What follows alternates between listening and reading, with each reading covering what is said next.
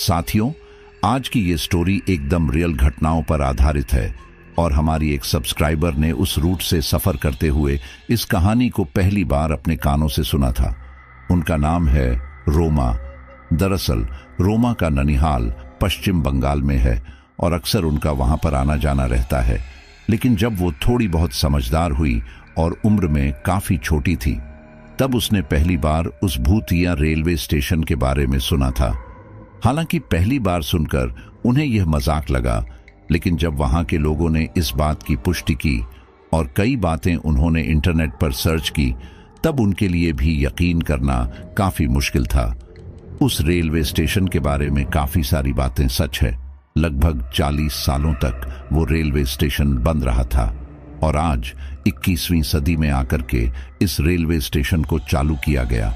लेकिन चालू भी पूरी तरीके से नहीं हुआ। केवल दिन के समय वहां पर स्टाफ रहता है, लेकिन जैसे ही शाम होती है वहां पर अजीब सी खलबली मच जाती है और पूरा स्टेशन खाली हो जाता है। तो चलिए रूबरू करवाते हैं आपको भी उस खौफनाक रेलवे स्टेशन से। तो चलिए इस स्टोरी को हम रोमा के प्रोस्पेक्टिव से ही सुनते हैं, जैसा उन्होंने हमें बताया है। मेरा नाम रोमा है और ये बात तब की जब मैं काफी छोटी थी। मेरी नानी का घर पश्चिम बंगाल में पड़ता है और साल में एक बार हम उनसे मिलने जरूर जाया करते थे। मैं छोटी भले ही थी, लेकिन इतनी समझ तो थी मुझ में कि हर बात को जानने के बारे में दिलचस्पी रहे। यही उस समय भी हुआ। हमारी ट्रेन कुछ घंटे लेट थी और जहां हमें लास्ट स्टेशन पर शाम तक पहुंचना था, वहां हम अब तक पहुंच नहीं पाए थे। अब तक रात होने लगी थी। ट्रेन में बैठे बैठे मैं काफी ज्यादा ऊब गई थी और अपने पेरेंट्स के पास ही इधर उधर टहलते हुए खेल रही थी कि इतनी ही देर में एक आदमी की तेज आवाज आई, अरे बेगुनकोदार, रेलवे स्टेशन आने वाला है, जल्दी से खिड़की दरवाजे सब बंद कर लो। ये सुनकर मुझे काफी हैरानी हुई, क्योंकि यूजुअली स्टेशन आने पर सब लोग खिड़की दरवाजे खोलते थे और यहां पर बंद करवा रहे थे। मैंने हैरानी से अपनी मां से इस बारे में पूछा, लेकिन उन्होंने मुझे चुप रहना का बोल दिया। अब मां तो मां ही होती है और बच्चों में तो कुटाई का डर रहता ही है, इसलिए मैं एकदम चुप हो गई। इस दौरान मैंने पाया कि उस पूरी बोगी में सभी लोग ही एकदम शांति से बैठ गए थे। इतना ही नहीं, ट्रेन की स्पीड भी पहले से ज्यादा तेज लग रही थी। मेरा मन तो बहुत था कि मैं पूछूं मेरी मां से, लेकिन कुटाई के डर से मैंने थोड़ी देर चुप रहने में ही अपनी भलाई समझी। खैर, ये सिलसिला लगभग 5-10 मिनट तक यूं ही चलता रहा और उसके बाद सब लोग दोबारा से आपस में बातें करने लगे, जैसे कि कुछ हुआ ही नहीं था। ये देखकर मैंने मेरी मां से पूछा, मां, अभी सभी लोग ऐसे चुप क्यों थे और खिड़कियां क्यों बंद करवा दी थी? लेकिन मेरी मां ने मुझे कुछ नहीं बताया, बट मैं भी जिद्दी थी, इसलिए दोबारा पूछा। तब हमारे सीट के सामने ही एक अंकल बैठे थे। वो बोले, अरे बेटा, इस रेलवे स्टेशन वाले रूट पर चुपचाप चलना पड़ता है क्योंकि उसे पसंद नहीं। ये सुनकर मुझे काफी हैरानी हुई और मैंने पूछा, किसको पसंद नहीं अंकल? अब इससे पहले कि वो अंकल कुछ कहते, मेरी मां ने उन्हें कहा, अरे क्यों, आप मेरी बेटी को ऐसी बातें करके डराना चाहते हैं? वो अंकल बोले, बच्चों को आज नहीं तो कल पता चल ही जाता है, इसलिए बेहतर यही है कि उन्हें सारी बातें क्लियर रखो ताकि उनमें सही गलत की समझ रहे। ये सुनकर मैंने कहा, हाँ मां, बताने दो ना। इसके आगे मेरी मां कुछ ना बोली और फिर उन अंकल ने बताना शुरू किया और उन अंकल ने मुझे जो बताया वो मैं आपको पुराने समय के फ्लैशबैक में जाकर एक्सप्लेन करती हूं। तो साल 1960 में पश्चिम बंगाल में बेगुनकोदार रेलवे स्टेशन बनने से आसपास के लोगों को काफी सुविधा हुई और आप समझ ही सकते हैं कि ये स्टेशन तब बना था, तब आने जाने के साधन बहुत ही कम हुआ करते थे। तो ऐसे में यह रेलवे स्टेशन लोगों के लिए काफी अच्छा रहा। डेली कई लोग उस स्टेशन पर आना जाना करते थे। उस इलाके में एक वही स्टेशन होने की वजह से वहां पर काफी चहल पहल भी रहती थी। उस समय सब कुछ बहुत अच्छे से चल रहा था वहां, लेकिन एक दिन वो हुआ जिसकी किसी ने कल्पना भी नहीं की थी। दरअसल हुआ यह कि रात के समय जब उस स्टेशन पर ज्यादा लोग नहीं हुआ करते थे, उस समय एक ट्रेन वहां आकर रुकी। उस ट्रेन में से कुछ यात्री बाहर निकले उन्हीं में से एक महिला भी थी। उस महिला ने सफेद साड़ी पहन रखी थी। शायद वह विधवा रही होगी, कुछ कह नहीं सकते, और उसके साथ भी कोई नहीं था। खैर, उस महिला की उम्र ज्यादा भी नहीं थी। ज्यादा से ज्यादा उसकी उम्र 30 या 35 रही होगी, इससे ज्यादा तो शायद नहीं रही होगी। उस महिला के पास एक पोटली भी थी, शायद उसके अंदर उसका सामान वगैरह रखा होगा। वो काफी कमजोर भी लग रही थी, शायद उसने काफी समय से कुछ खाया भी नहीं होगा। वो ट्रेन से उतरी और उतरकर पटरियों के रास्ते होकर जाने लगी, क्योंकि सामने जो एंट्रेंस था स्टेशन का थोड़ा दूर था, तो शायद इसलिए उसने पटरी से होकर जाने का रास्ता चुना होगा। वो महिला पटरी पर चल ही रही थी कि तभी अचानक वो महिला लड़खड़ाकर वहीं पटरी पर गिर पड़ी। उस समय ज्यादा लोग भी नहीं थे जो उसे संभाल सके, और वो महिला जिस हिस्से से जा रही थी वहां पर उस समय अंधेरा था, और 1960 के समय तो वैसे भी लाइट ज्यादा नहीं आती थी उस एरिया में, और स्टेशन के उस पटरी वाले हिस्से की तरफ तो उस समय ज्यादा लाइट भी नहीं थी, और वहां पर लोग भी नहीं थे, इसलिए किसी ने उसे वैसे नहीं देखा। अब यहां शायद वह औरत वही पटरी पर बेहोश हो गई थी, इसलिए वह उठ भी नहीं पाई। इसी दौरान वहां उस पटरी पर से एक ट्रेन गुजरी। वह महिला अभी भी उस पटरी बेहोश पड़ी हुई थी। उस महिला को बिल्कुल आवाज नहीं आ रही थी कि सामने से ट्रेन आ रही है। कुछ ही पलों में वो ट्रेन उस महिला के ऊपर से निकल गई। वो महिला उन पटरियों पर बीचों बीच ही थी, और उस ट्रेन ने उस महिला के ना जाने कितने टुकड़े कर दिए। कुछ रेलवे कर्मचारी लगभग सुबह के समय जब वहां आए तो पटरी पर उस महिला का क्षत विक्षत शव देखकर सकते में आ गए। उन लोगों ने इसके बारे में स्टेशन मास्टर को खबर दी, और स्टेशन मास्टर ने पास ही के पुलिस स्टेशन में इस बारे में सूचना दी। पुलिस ने महिला के शव को कब्जे में लेकर छानबीन की, लेकिन उन्हें पता नहीं चल पाया कि आखिर वो महिला कौन थी। उस महिला की पोटली भी चेक की गई, लेकिन उसके अंदर सिवाय कपड़ों के कुछ भी नहीं था। जब काफी समय तक भी उस महिला के बारे में कुछ पता नहीं चला, और ना ही किसी ने उसके बारे में कोई खोज खबर ली, तो पुलिस ने इस केस को यही बंद कर दिया। अब यहां पर सब लोगों को ये एक सामान्य घटने लगी, और सब इसे जल्दी ही भूल भी गए, क्योंकि अक्सर रेलवे स्टेशन पर लोग सुसाइड करने के लिए आते हैं। सब लोगों को यही लगा कि हो ना हो यह महिला भी यहाँ पर इसी काम के लिए आई होगी, लेकिन असली खेल तो अब यहाँ से शुरू होने वाला था, और यह इतना खतरनाक होने वाला था कि इसकी वजह से आगे जो हुआ वह आप सुनकर यकीन भी नहीं करेंगे। इसी घटना के 2-3 दिन बाद एक रात वहां का स्टेशन मास्टर अपने केबिन में बैठा काम कर रहा था। आज उसे काम ज्यादा था, इसलिए वो अभी तक घर नहीं गया था, लेकिन ठीक इसी दौरान उसे केबिन के बाहर से किसी लड़की की आवाज आई। वो आवाज सुनकर स्टेशन मास्टर अपने केबिन से बाहर आया। बाहर आकर उसने देखा कि वहां ज्यादा लोग नहीं थे, और ज्यादातर लोग तो आदमी ही थे। स्टेशन मास्टर अपने केबिन से थोड़ा आगे आया और फिर एक तेज आवाज में बोला, आप में से किसने मुझे आवाज दी? ये सुनकर वे सारे लोग एक दूसरे का मुंह ताकने लगे। तभी उनमें से एक बोला, नहीं सर, हम में से तो किसी ने आपको नहीं बुलाया। ये सुनकर स्टेशन मास्टर को लगा कि शायद ये उसका वहम होगा, इसलिए वो वापस अपने केबिन में आकर बैठ गया। कुछ ही देर में वहां एक ट्रेन आई, और वहां बाहर बैठे लोग उस ट्रेन में बैठकर चले गए, और अब उस स्टेशन पर फिलहाल कोई नहीं था। 1960 के समय वैसे भी लोग रात के समय ना के बराबर ही सफर करते थे, क्योंकि उस समय आज के समय के जितनी सुविधाएं नहीं थी। ऊपर से उस स्टेशन की आसपास की जगह थोड़ी सुनसान भी थी, जिस वजह से वहां रात के समय लोग कम ही सफर करते थे। खैर, अब उस सुनसान स्टेशन पर वो स्टेशन मास्टर बिल्कुल अकेला था।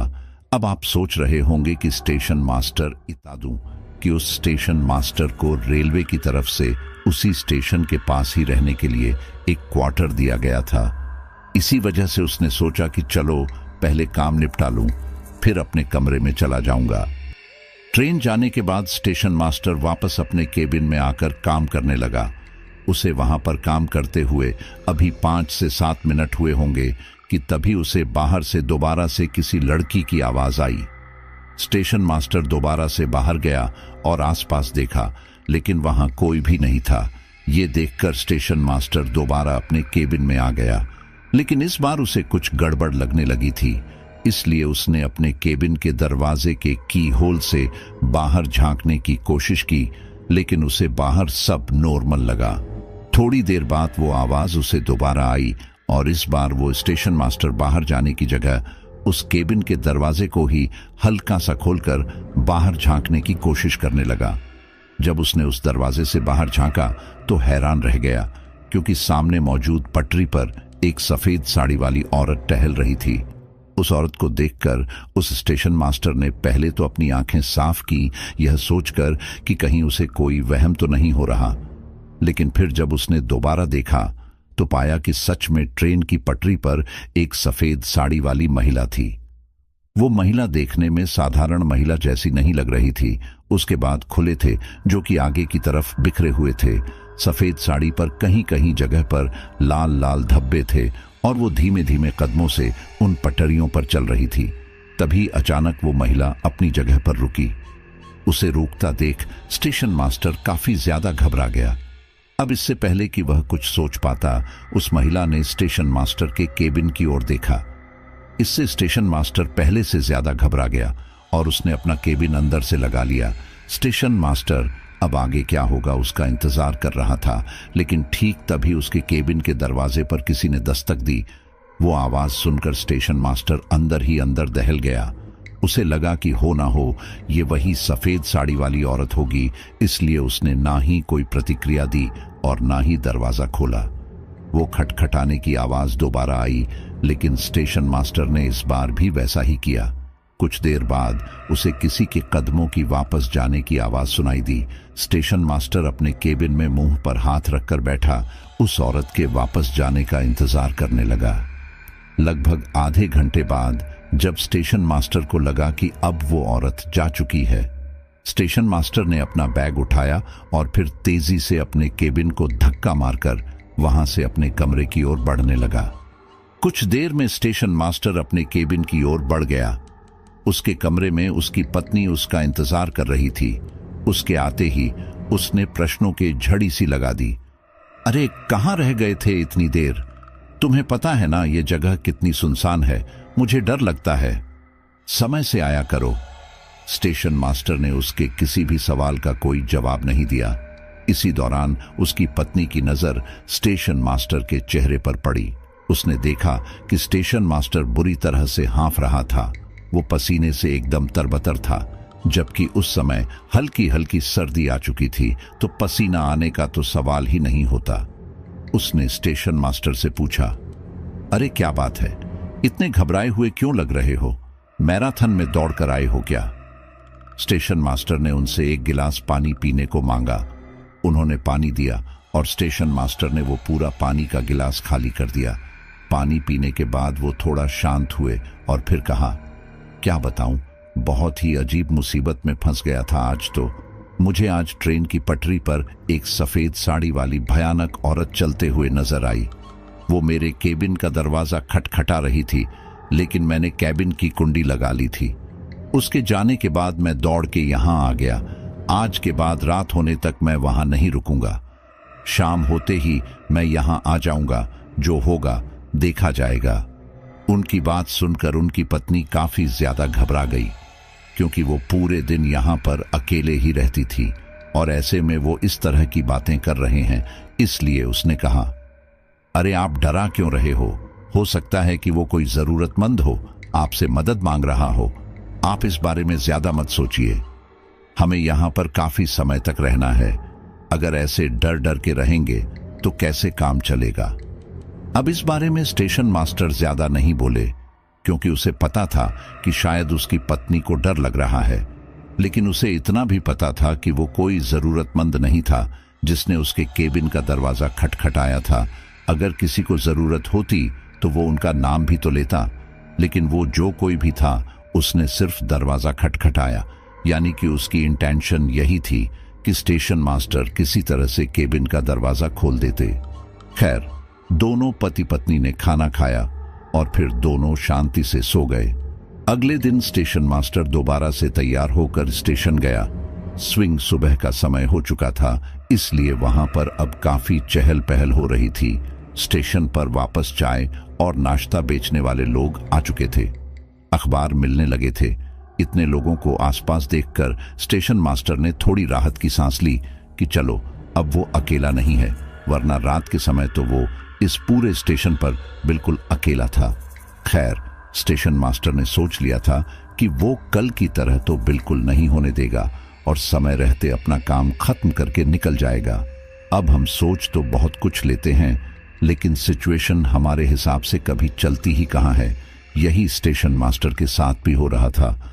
उसने अपना काम तो समय से खत्म कर लिया, लेकिन शाम को आने वाली जिस ट्रेन से रेलवे का कोई जरूरी सामान आने वाला था, वो किसी कारणवश 2 से 3 घंटे लेट था। अभी अगर कोई सामान्य ट्रेन होती जिसमें सिर्फ उसे टिकट चेक करनी होती तो वो शायद इसका इंतजार नहीं करता, लेकिन इसमें से रेलवे का कोई जरूरी सामान आना था जिसे उसे अपनी निगरानी में लेकर स्टोर रूम में रखवाना था, इसलिए उसका रुकना उस समय अब जरूरी हो गया था। वो यहां से जल्द निकल जाना चाहता था, इसलिए उसने रेलवे से संपर्क करके ये भी पूछा कि अभी तक वो सामान कहां तक पहुंचा है और कितना समय लगेगा। लेकिन उसे जस्ट इतना ही पता चला कि ट्रेन 2 घंटे लेट हो चुकी है। शाम के 7-8 बजे थे और वहां पर ज्यादा भीड़ भी नहीं थी। भीड़ के नाम पर बस इक्का दुक्का रेलवे के लोग थे और वो भी बस जाने की तैयारी ही कर रहे थे। उन लोगों को एक एक करके जाता देखकर स्टेशन मास्टर को थोड़ी घबराहट होने लगी थी। वो नहीं चाहता था कि कल की तरह वो भयानक औरत दोबारा दिखाई दे, इसलिए उसने सोचा कि वो किसी तरह से इन लोगों को रोकेगा। इसलिए उसने उनमें से एक चाय वाले को रोककर चाय देने के लिए कहा। अब चाय वाला स्टेशन मास्टर को तो मना नहीं कर सकता था, क्योंकि उसे यहां पर काम करना था। उसकी रोजी रोटी यहीं से चलती थी और अगर उसने स्टेशन मास्टर को चाय देने से मना किया तो हो सकता है कि वो यहां काम ना कर पाए। इसलिए उसने चाय निकाली और स्टेशन मास्टर को चाय दे दी। चाय लेते ही स्टेशन मास्टर यहां वहां की बातें करते हुए उसे उलझाए रखने की कोशिश करने लगा, ताकि वो चाय वाला बातों में लगकर वहीं पर रुके। वो चाय बेचने वाला बंदा भी वहीं पर रुककर उनके साथ बातें करने में मशगूल हो गया। इस दौरान आसपास के सारे लोग एक एक करके जाने लगे, लेकिन चाय वाले ने और स्टेशन मास्टर ने इस ओर ज्यादा ध्यान नहीं दिया। चाय वाले को तो यह खैर पता ही नहीं था कि यहां पर क्या सीन चल रहा है। वही स्टेशन मास्टर इससे खुश था कि चलो कम से कम आज वो अकेला नहीं है, उसके साथ चाय वाला है, तो हो सकता है कि उसे कल की तरह वो औरत दिखाई न दे। वो दोनों वहां बातें कर ही रहे थे कि तभी उस चाय वाले की नजर पटरी पर दूर खड़े एक सफेद साए पर गई। उसे देखकर वो चाय वाला बोला, साहब, वो अजीब सी चीज क्या है जो पटरी पर खड़ी है? ये सुनकर स्टेशन मास्टर के चेहरे पर हवाइयां उड़ने लगी। उसे पसीने आने लगे।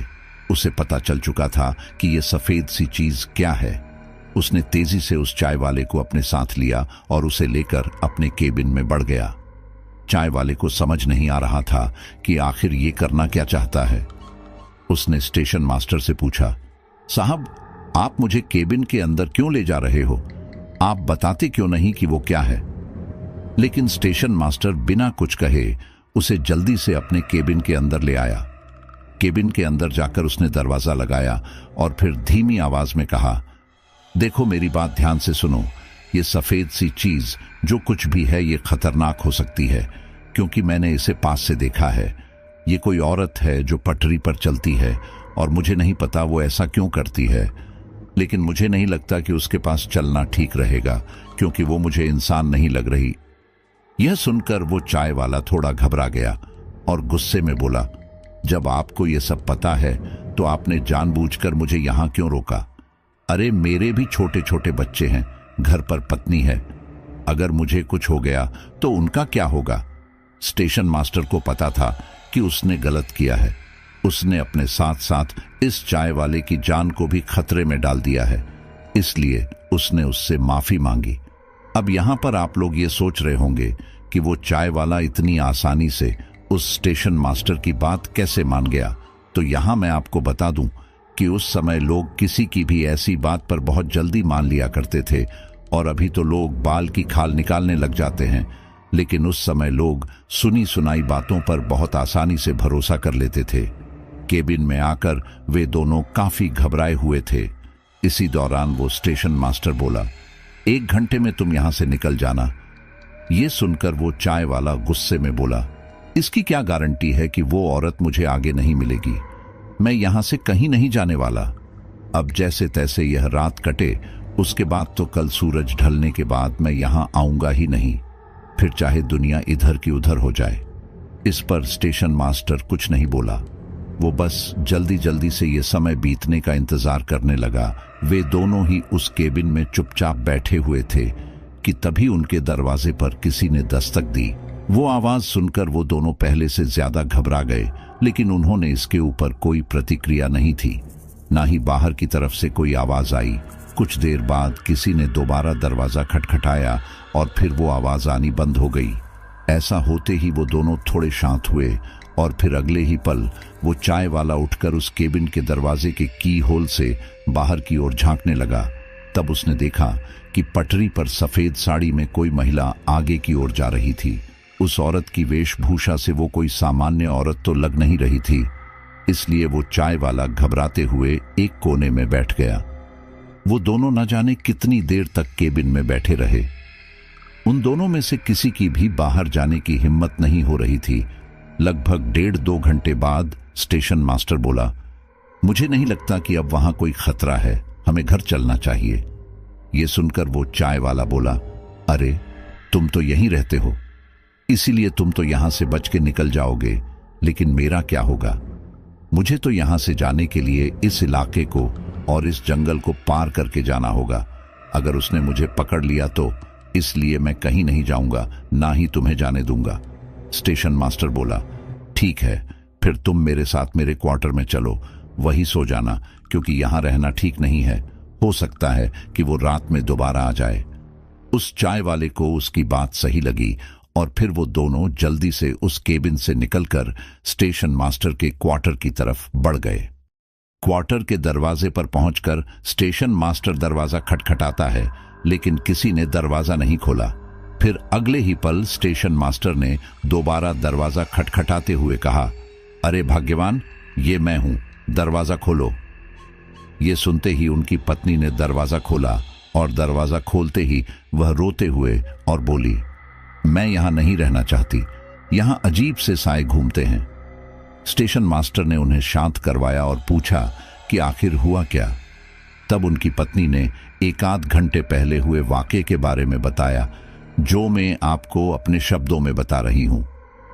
स्टेशन मास्टर की पत्नी बार बार स्टेशन मास्टर के आने का इंतजार करते हुए कमरे से बाहर निकलकर आसपास के गलियारे में टहलते हुए वापस आ जा रही थी। उसे स्टेशन मास्टर की चिंता हो रही थी, क्योंकि उसने यहां उस अजीब सी सफेद साड़ी में किसी औरत के होने का दावा किया था। अब वो रेलवे स्टेशन ज्यादा बड़ा तो था नहीं, ठीक ठाक था। मतलब वहां पर स्टेशन के क्वार्टर में ज्यादा लोग नहीं थे, यानी ले देकर सिर्फ स्टेशन मास्टर और उनकी पत्नी ही थे, और कुछ स्टेशन पर काम करने वाले लोग होंगे जो अक्सर रात के समय वहां नहीं रहते थे। यानी कि उस पूरे क्वार्टर में स्टेशन मास्टर की पत्नी अकेली थी और स्टेशन मास्टर की बातों ने उन्हें डरा दिया था। उन्हें कमरे में अकेले बैठे बैठे डर लग रहा था, इसलिए वो बाहर आकर थोड़ा टहल रही थी और थोड़ा दूर जाकर आसपास लोगों को चलता हुआ देखकर उन्हें कुछ राहत मिलती। कुछ देर बाद वहां आसपास लोगों का चलना फिरना भी बंद हो गया। अब उस पूरे इलाके में स्टेशन मास्टर की पत्नी बिल्कुल ही ज्यादा अकेली थी। वो वहां चल रही थी तो उनकी नजर सामने मौजूद पटरियों पर पड़ी। उन्हें एक सफेद सी आकृति धीरे धीरे चलते हुए इस तरफ आती दिखाई दी। स्टेशन मास्टर की पत्नी काफी समय तक तो हैरानी से उस आकृति की ओर देखती रही। उन्हें समझ नहीं आ रहा था कि वो क्या है, क्योंकि वो आकृति धीरे धीरे बड़ी हो रही थी। इसका मतलब साफ था, न सिर्फ वो आकृति चल रही थी, बल्कि वो चलते हुए उसी तरफ आ रही थी। धीरे धीरे जब वो उनके एकदम पास आई, तब उस आकृति को देखकर स्टेशन मास्टर की पत्नी ने पाया कि वो आकृति किसी महिला की थी, जिसने सफेद साड़ी पहनी हुई थी। उसके बाल अजीब से थे, जिसकी वजह से उसका चेहरा दिखाई नहीं दे रहा था। कोई सामान्य औरत रात के इस समय इस तरह से तो पटरियों पर चलने से रही। हो ना हो ये औरत कोई सामान्य औरत नहीं है। यह सोचकर स्टेशन मास्टर की पत्नी काफी ज्यादा घबरा गई। फिर उसी समय रात में स्टेशन मास्टर की कही हुई बात याद आई कि रात में उन्होंने भी एक सफेद साड़ी वाली अजीब सी औरत को पटरियों पर चलते हुए देखा था। वो याद करके और अपने सामने पटरियों पर उस सफेद साड़ी वाली औरत को चलता देखकर स्टेशन मास्टर की पत्नी को पता चल गया कि इसमें अब कोई दो राय नहीं है कि वो और ये औरत एक ही है, और हो ना हो ये कोई भूत प्रेत टाइप का कुछ है। स्टेशन मास्टर की पत्नी दौड़कर वापस अपने क्वार्टर में आई और जल्दी से खिड़की और दरवाजे सारे लगा लिए ताकि सफेद साड़ी वाली औरत उनके पीछे ना पड़ जाए। अपने क्वार्टर में आकर स्टेशन मास्टर की पत्नी एकदम निश्चिंत थी कि वो यहाँ पर सुरक्षित है। वो दरवाजा लगाकर अपने बिस्तर पर बैठ गई और अपने पति को याद करने लगी कि वो बस इस समय यहाँ ना आए, जहाँ है वहीं रहे। वो ये सब सोच ही रही थी कि तभी किसी ने उसके क्वार्टर का दरवाजा खटखटाया। वो आवाज सुनकर स्टेशन मास्टर की पत्नी पहले से ज्यादा घबरा गई, लेकिन उसने कोई आवाज नहीं दी। अगले ही पल दोबारा से किसी ने दरवाजा खटखटाया, लेकिन इस बार भी स्टेशन मास्टर की पत्नी ने कोई प्रतिक्रिया नहीं दी, क्योंकि अगर बाहर स्टेशन मास्टर होता तो आवाज भी देता। लेकिन यहां तो किसी भी तरह की कोई आवाज ही नहीं आ रही थी। इसका मतलब साफ था कि शायद वो औरत यहां आई है। जब स्टेशन मास्टर की पत्नी ने इस बार भी दरवाजा नहीं खोला तो कोई दरवाजा बुरी तरह से पीटने लगा। लगभग 5 से 7 मिनट तक कोई बाहर से वह दरवाजा पीटता रहा। उसके बाद वो जो कोई भी था वहां से चला गया, लेकिन उनके जाने के बाद भी स्टेशन मास्टर की पत्नी ने दरवाजा नहीं खोला। उसने सोच लिया था कि अब जब तक स्टेशन मास्टर नहीं आते हैं वो दरवाजा नहीं खोलेंगी। तो ये पूरा वाकया स्टेशन मास्टर की पत्नी ने उन्हें बताया। अब स्टेशन मास्टर को पता चल चुका था कि वो जो कोई भी औरत है उसको पता चल चुका है कि उनके साथ साथ उनकी पत्नी भी यहीं पर है। इसीलिए उन्होंने कहा, तुम चिंता मत करो, मैं कल ही बात करता हूं और अपना यहां से ट्रांसफर ले लूंगा। हम लोग ऐसी जगह नहीं रहेंगे और जब तक ट्रांसफर नहीं हो जाता मैं शाम होते ही यहां आ जाऊंगा। भाड़ में गए सारे काम। थोड़ी देर बाद उन्हें ट्रेन की आवाज सुनाई थी। वो आवाज सुनकर स्टेशन मास्टर बोला, लगता है वो ट्रेन आ गई जिसमें से रेलवे का कोई सामान आना था। मैं वो सामान ले जाकर रखवा देता हूं, लेकिन तुम लोग तब तक दरवाजा लगाकर रहो। स्टेशन मास्टर की पत्नी बोली, मुझे अकेले यहां पर डर लगता है, मैं भी आपके साथ ही चलूंगी। अभी ट्रेन में से कुछ लोग उतरेंगे, जब लोग रहेंगे तो कम से कम डर कम लगेगा। स्टेशन मास्टर को यह बात सही लगी और फिर वो उनकी पत्नी और उस चाय वाले के साथ ट्रेन की तरफ बढ़ गए, क्योंकि चाय वाला भी वहां अकेला नहीं रहना चाहता था और ये सब सुनने के बाद तो बिल्कुल भी नहीं। खैर, ट्रेन आई और ट्रेन में से थोड़ा बहुत सामान जो भी रेलवे का था वो उतार कर स्टेशन मास्टर ने रखवाया और फिर उसी दौरान वो ट्रेन वहां से चली गई। उस ट्रेन में से कोई भी स्टेशन पर उस समय नहीं उतरा। खैर, इन सब के बाद स्टेशन मास्टर ने अपना केबिन लॉक किया और फिर दोबारा अपने क्वार्टर की तरफ आ गए। उन लोगों ने जैसे तैसे वो रात काटी और फिर सुबह होते ही उन्होंने रेलवे से अपने तबादले की बात की। उन्हें पता था कि अगर उन्होंने यहाँ पर भूत होने की बात की तो कोई उनकी बात पर भरोसा तो नहीं करेगा, लेकिन उसे पागल जरूर कहेंगे। इसलिए उन्होंने कहा कि यह सुनसान रेलवे स्टेशन है, आसपास ज्यादा कुछ साधन भी नहीं है, हमें रहने में दिक्कत हो रही है, इसलिए कुछ ऐसी जगह पर मेरी बदली करवा दो जहां पर कम से कम थोड़ी बहुत भीड़ भाड़ हो।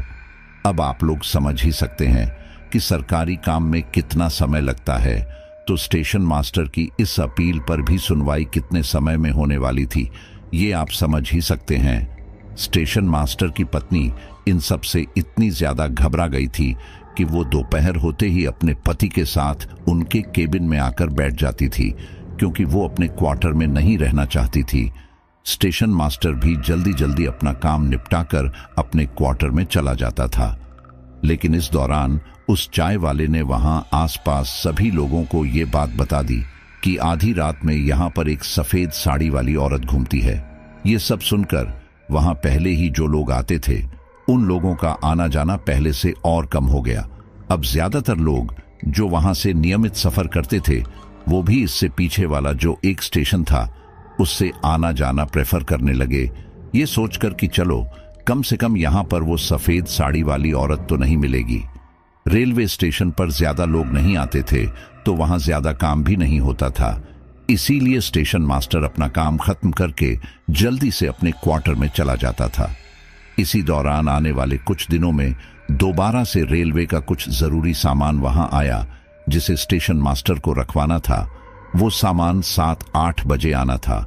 उस समय सर्दियों का मौसम था तो रात भी जल्दी हो जाती थी। स्टेशन मास्टर अपनी पत्नी के साथ अपने केबिन में बैठकर सामान आने का इंतजार करने लगे। इस दौरान वो दोनों बातें करते करते केबिन से बाहर आ गए। उस समय रात जरूर हो गई थी, लेकिन बस 7:30 बज रहे होंगे और कभी भी उन्होंने इस समय वह सफेद साड़ी वाली औरत को फिलहाल तो नहीं देखा था, इसलिए वो निश्चित थे कि वो नहीं आएगी। वहीं दूसरी तरफ स्टेशन पर इक्का दुक्का ही लोग होंगे, वो भी सिर्फ चाय पकोड़े वाले ही थे जो कि बस अपना सामान पैक करके जाने की तैयारी में ही थे। खैर, वहां सब लोग अपने अपने काम में लगे हुए थे कि इसी दौरान उन्हें ट्रेन की आवाज सुनाई थी। उस ट्रेन की आवाज ने वहां मौजूद सारे लोगों का ध्यान अपनी तरफ खींचा और सब लोग उस आवाज की दिशा में देखने लगे जहां से ट्रेन आ रही थी। जब उन लोगों ने उस तरफ देखा तो सभी की आंखें हैरानी से फटी की फटी रह गई, क्योंकि जिस पटरी पर ट्रेन आ रही थी उसके बाजू वाली पटरी पर एक सफेद साड़ी वाली महिला दौड़ रही थी।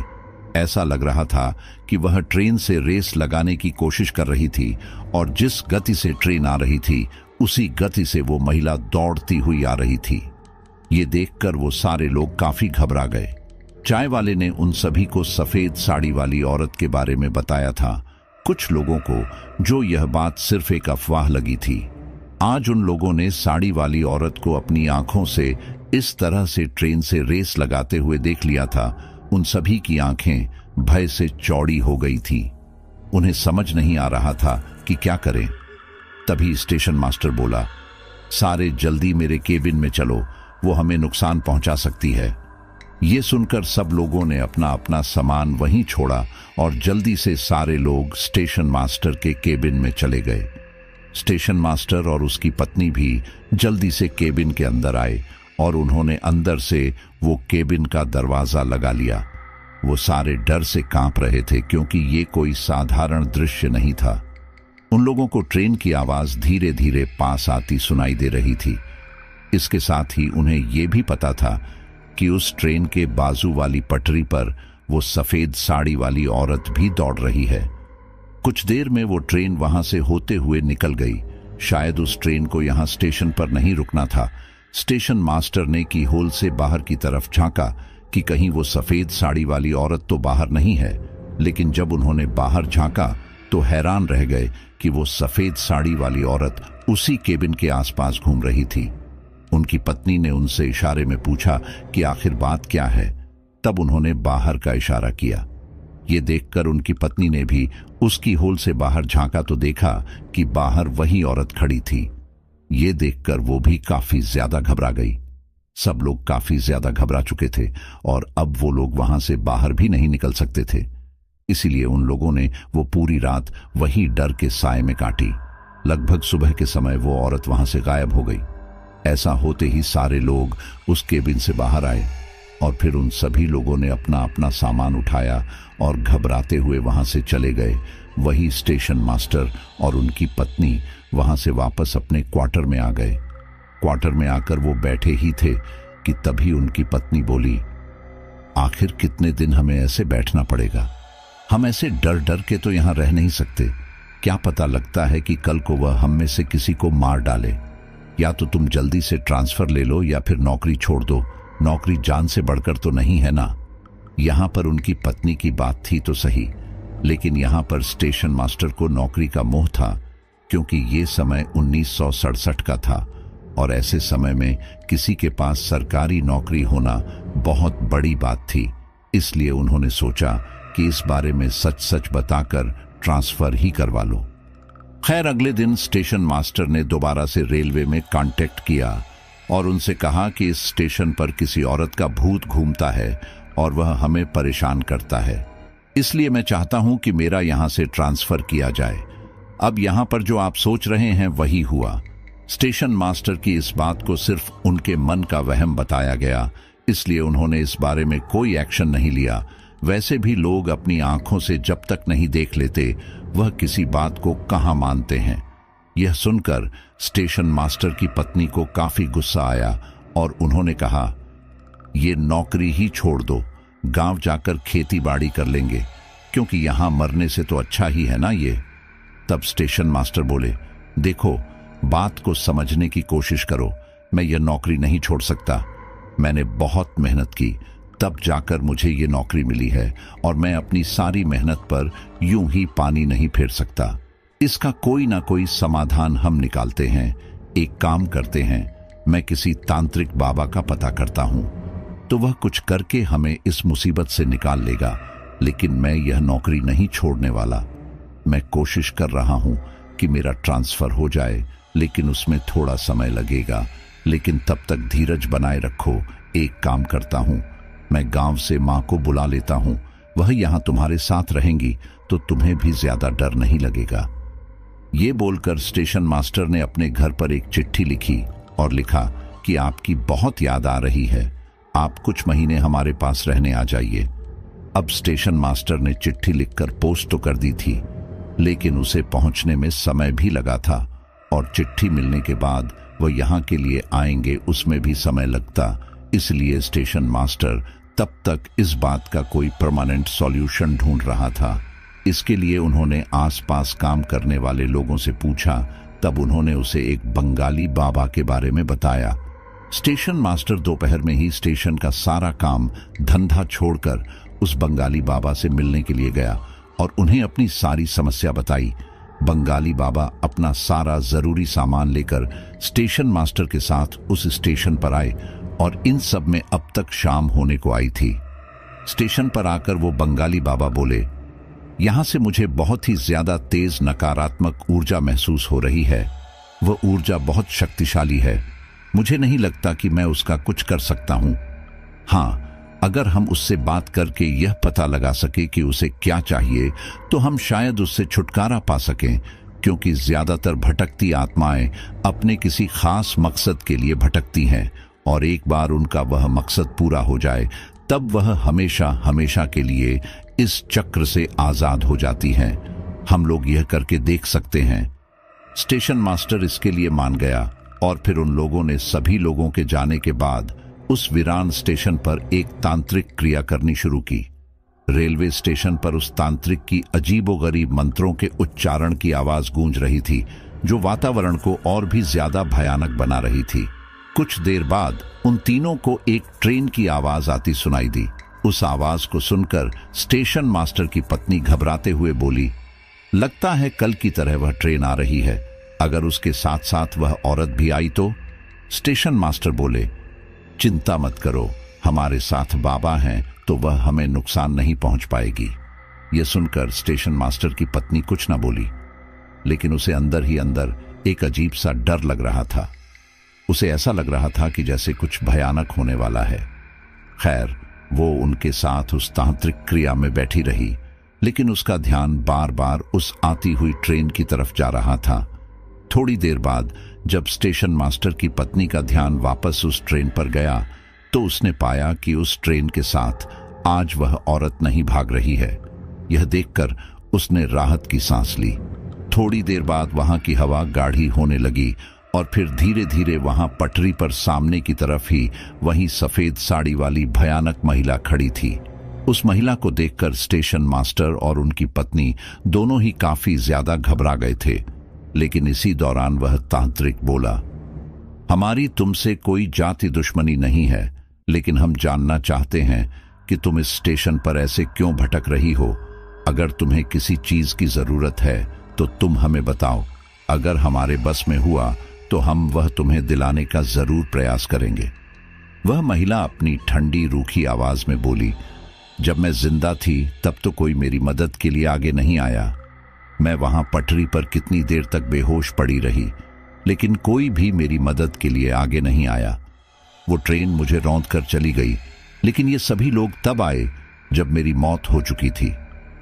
ये सुनकर स्टेशन मास्टर हैरानी से बोला, तो तुम वह औरत हो जो यहां पर कुछ समय पहले मरी मिली थी?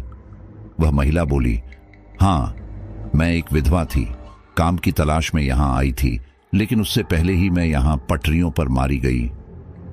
उस समय स्टेशन पर कुछ लोग थे, लेकिन वह लोग मेरी मदद के लिए नहीं आए, इसलिए मैं अब इस पूरे स्टेशन को ही वीरान बना दूंगी। अगर तुम लोग मदद नहीं कर सकते तो तुम लोगों को भी यहां रहने का कोई हक नहीं है, इसलिए मैं यहां किसी को भी नहीं रहने दूंगी। ये सुनकर वो तांत्रिक बोला, देख, मैं समझता हूं कि तेरे साथ गलत हुआ है, लेकिन अब तू भी समझ, तेरी मौत में इन सब का क्या कसूर?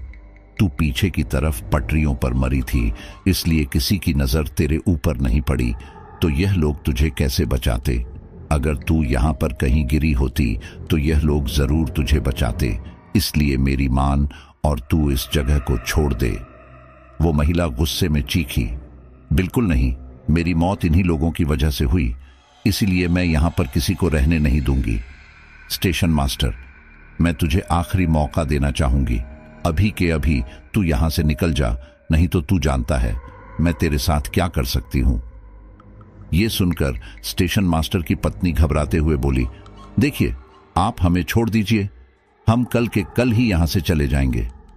यह सुनकर वो तांत्रिक बोला, तुम दोनों इतनी आसानी से इस आत्मा के आगे घुटने क्यों टेक रहे हो?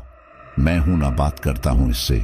तू एक आत्मा है और यह जगह तेरी नहीं है, इसलिए अभी के अभी यह जगह छोड़कर चली जा। अगर तूने ऐसा नहीं किया तो फिर मैं तुझे भस्म कर दूंगा। ये सुनकर उस औरत को बहुत गुस्सा आया और उसने तेजी से आकर उस तांत्रिक की गर्दन पकड़ ली और कहा, तू मुझे निकालने आया है, मैं ही तुझे तेरे शरीर से निकालकर मुक्त कर देती हूं। ये बोलकर वो भयानक औरत उस तांत्रिक का गला दबाने लगी, लेकिन ठीक इसी दौरान स्टेशन मास्टर बोला, देखिए, ऐसा मत कीजिए, हम कल के कल ही यहां से चले जाएंगे, आप इन्हें छोड़ दीजिए। यह सुनकर उस औरत ने उस स्टेशन मास्टर को एक जोरदार धक्का दिया, जिससे वह स्टेशन मास्टर पीछे की दीवार से जा टकराया और फिर वो महिला गुस्से में बोली, अब यह भी तू मुझे बताएगा कि मुझे क्या करना है? उस दिन तेरी वजह से मेरी मौत हुई और अब भी तू मुझे आर्डर दे रहा है। बोलते हुए वो महिला गुस्से में तेजी से स्टेशन मास्टर की ओर हवा में तैरते हुए बढ़ने लगी। इसी दौरान स्टेशन मास्टर की पत्नी की नजर उस महिला के पैरों पर पड़ी, जो कि उल्टे थे। वो महिला तेजी से स्टेशन मास्टर के पास आई और उसका गला दबाने लगी। इसी दौरान तांत्रिक ने जैसे तैसे खुद को संभाला और फिर कुछ मंत्रोच्चारण कर लाल सिंदूर उस डरावनी महिला के ऊपर फूंक दिया। उस सिंदूर के शरीर से टकराते ही वो महिला जोर से चीखी, आह! इसी दौरान उस तांत्रिक ने दोबारा से मंत्र उच्चारण कर वह सिंदूर उस महिला के ऊपर फूंक दिया। इससे वह महिला घबराते हुए उस तांत्रिक और स्टेशन मास्टर से दूर हट गई। उसके दूर हटते ही स्टेशन मास्टर की पत्नी दौड़कर स्टेशन मास्टर के पास आई और उसे संभालने लगी। अपने आप को संभालते ही उस स्टेशन मास्टर ने सामने उस तांत्रिक और उस आत्मा का भयानक युद्ध देखा।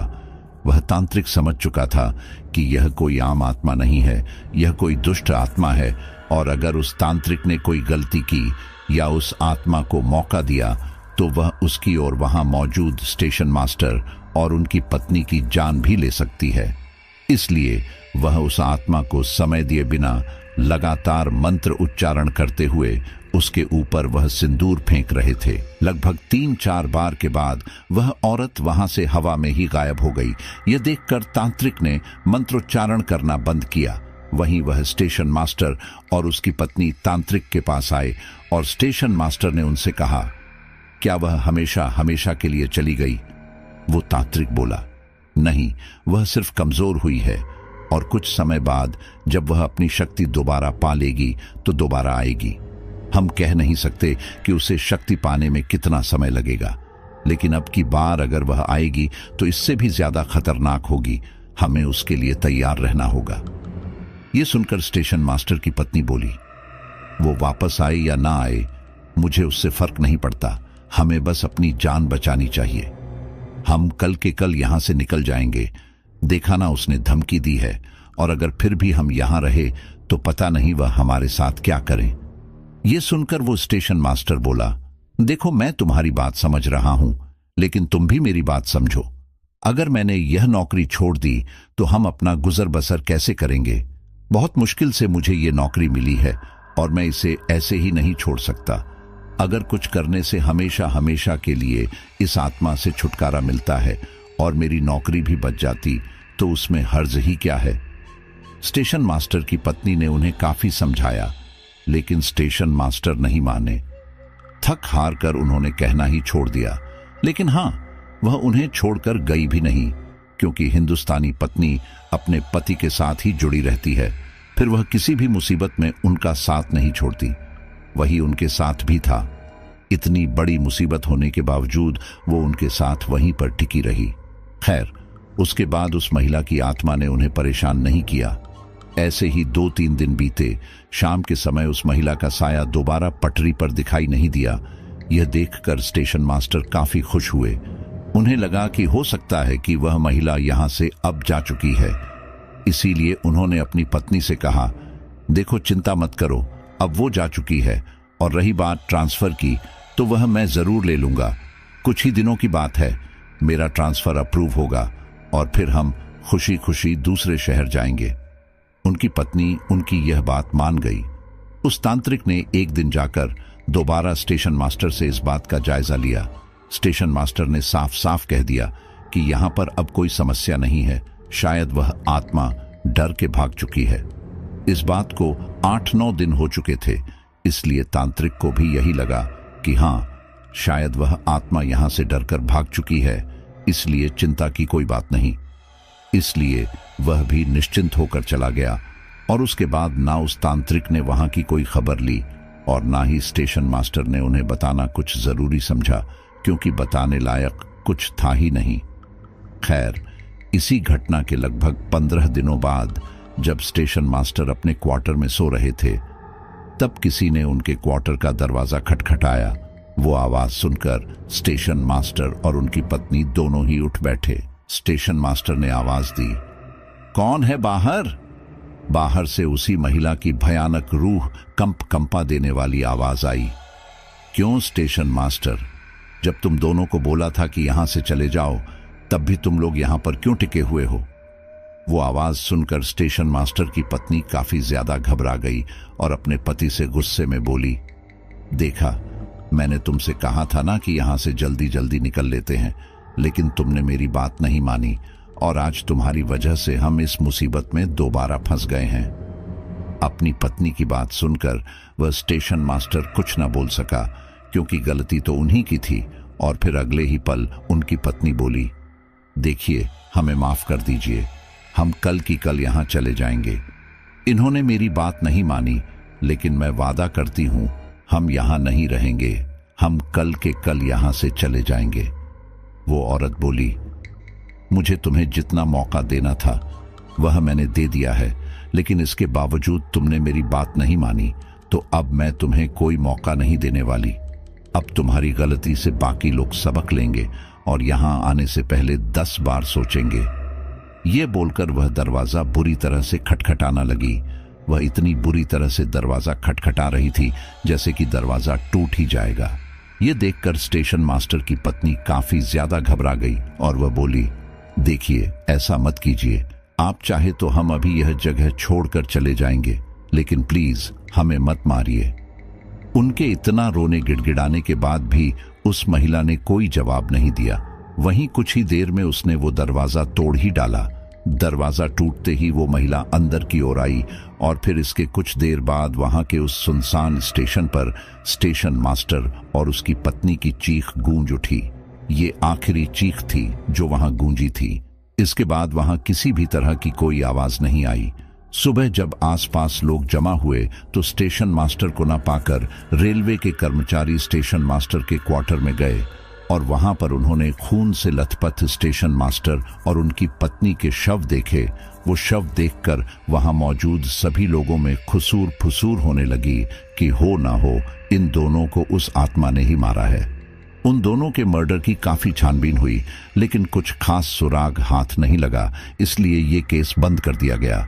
लेकिन लोग इन सब से इतने ज्यादा घबरा गए थे कि उन्होंने उस स्टेशन पर आना जाना लगभग ना के बराबर कर दिया। वही उस स्टेशन पर काम करने वाले रेलवे कर्मचारी भी नौकरी छोड़कर भाग गए।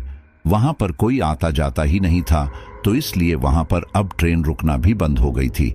और रात के समय तो कोई ट्रेन वहां रुकती ही नहीं थी, बल्कि रात के समय जब कोई ट्रेन वहां उस रेलवे स्टेशन से गुजरती तो उस ट्रेन के साथ कई बार एक सफेद साड़ी में महिला दौड़ते हुए देखी जाती। कई बार वो असाधारण फुर्ती के साथ दौड़ते हुए ट्रेन से आगे भी निकल जाती। इन सबसे लोगों में डर का माहौल बन गया था, इसीलिए रात के समय वह स्टेशन आने से पहले ट्रेन की रफ्तार बढ़ा दी जाने लगी और यहां तक कि लोग अपनी ट्रेन में खिड़की दरवाजे सब लगाकर रखने लगे ताकि उस महिला का साया ट्रेन के अंदर ना आ जाए। इस दौरान सब लोग एकदम शांति से भी बैठते थे। कुछ ही समय में वहां की सरकार ने इन सब की वजह से वो स्टेशन बंद करवा दिया। ये सुनकर मुझे काफी ज्यादा हैरानी हुई कि यह कैसे पॉसिबल है कि एक अफवाह की वजह से पूरा का पूरा स्टेशन ही बंद करवा दिया जाए। खैर, उस समय तो मैंने सिर्फ इसे कहानी मान लिया था, लेकिन कुछ समय पहले जब मैंने इस स्टेशन के बारे में गूगल पर सर्च किया तो मुझे पता चला कि सच में ये स्टेशन बंद हुआ था और ये लगभग 40 सालों तक बंद रहा था। सन 2009 में ममता बनर्जी ने इस स्टेशन को दोबारा खुलवाया, लेकिन अब भी लोग इस स्टेशन पर आने से कतराते हैं। लोग यह चाहकर भी भूल नहीं पाते कि लगभग 50 साल पहले यहां पर क्या हुआ था। लेकिन जिसको ज्यादा जरूरी होता है वो यहां से कभी कभार सफर कर लेते हैं, लेकिन यहां पर अब पहले जितनी चहल पहल नहीं होती। इसी के साथ ही रात में आज भी कोई ट्रेन यहां नहीं रुकती। इसी के साथ ही रात के समय यहां से गुजरने वाली सारी ट्रेनों की रफ्तार बढ़ा दी जाती है ताकि जल्दी जल्दी से स्टेशन छूटे। इतना ही, इस स्टेशन से गुजरने के समय आज भी खिड़कियां दरवाजे लगा दिए जाते हैं। स्टेशन पर काम करने वाले सारे लोग शाम होने के बाद यहां से निकल लेते हैं, कोई भी यहां पर नहीं रुकता। लेकिन मैं आज भी सोचती हूं कि क्या सच में वहां पर कोई खतरनाक आत्मा है जिसे लोगों का वहां आना पसंद नहीं? आपको क्या लगता है? साथियों, भले ही 21वीं सदी में आपको इस रेलवे स्टेशन की बातें सुनकर मजाक लग रहा होगा, लेकिन वहां पर कुछ तो ऐसा था और इसी वजह से सरकार ने उस रेलवे स्टेशन को 40 साल पहले बंद कर दिया था। और आज भी जब शुरू हुआ है तो स्टेशन पर एक अजीब ही नेगेटिव एनर्जी का एहसास होता है। अब नॉर्मली आप और हम तो उस चीज को नहीं पहचान सकते हैं, लेकिन जो लोग इन ऊर्जाओं को महसूस कर सकते हैं वो बताते हैं कि उस जगह पर आज भी कुछ उपस्थिति है, लेकिन आज के समय में इतना है कि इसका कोई बड़ा नुकसान देखने को नहीं मिलता। खैर, जो भी हो वो वही जान सकते हैं जो इन चीजों को अच्छे से डील करते हैं। लेकिन आपको क्या लगता है, ये मुझे कमेंट बॉक्स में जरूर बताना। और मुझे पूरा यकीन है कि स्टोरी आपको काफी पसंद आई हो, तो दिल से एक लाइक तो बनता ही है। तो चलिए, अब जिन लोगों ने पिछली स्टोरीज को आखिर तक सुना है उन्होंने अपने नाम हमें सजेस्ट किए हैं। वो है गोपाल सिंह आगरा, प्रियंका खरती अवनी जालंधर, मनोहर छत्तीसगढ़, प्रियांशु सिंह बिहार, ऋतु सीतापुर, समीर निषाद, पवन डिडवाना जयपुर, उमा प्रसाद बेंगलोर, बिलाल सिद्दीकी कानपुर, निशा दुबई, सुनील बैरवा राजस्थान, राजदीप धार असम, रूबी खान, महेश चौधरी जयपुर। सभी का बहुत बहुत धन्यवाद।